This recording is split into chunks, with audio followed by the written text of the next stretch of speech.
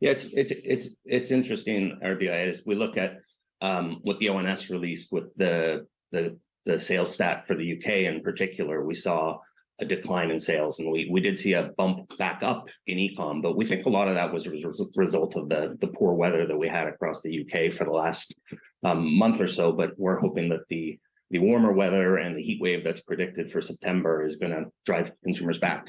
Now more broadly, our clients that we're talking to across Europe are telling us that stores are really important. So every retailer that I talk to is thinking about what do we do different about our stores to bring people back, because people do crave a shopping experience. They do want to get out. They do want to be social.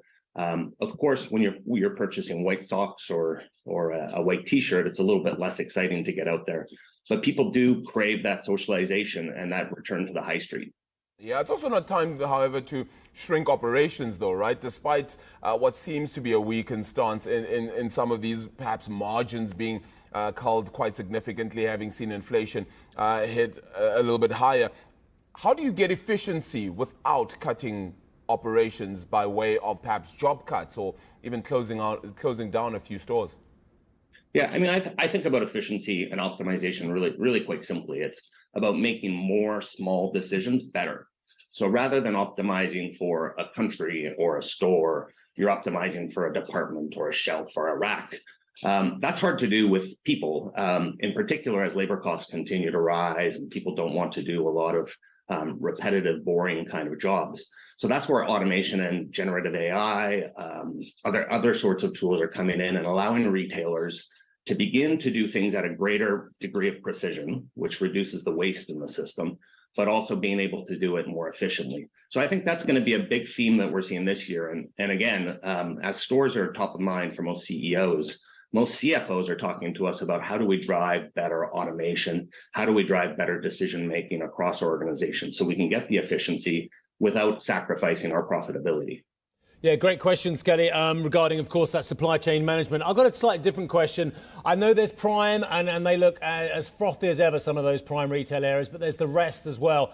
And then there's a little bit of a desert out there in some of these malls across the United Kingdom and globally. I'm going to point that out as well. Are the landlords realising that the threat to their existential flows of capital, are they lessening the price aggressively on the high street, or is there a standoff?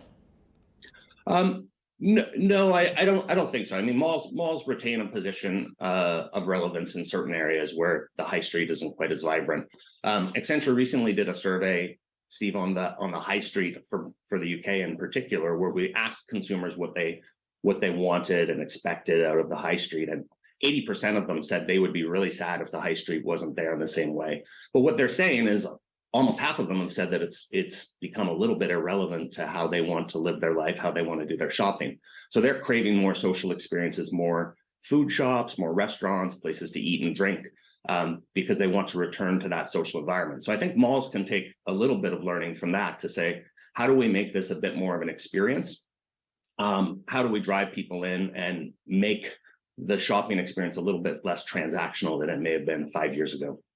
Hi, I'm Joanna Bersecci, and thank you for watching. You can check out more of our videos by clicking on the boxes on the screen.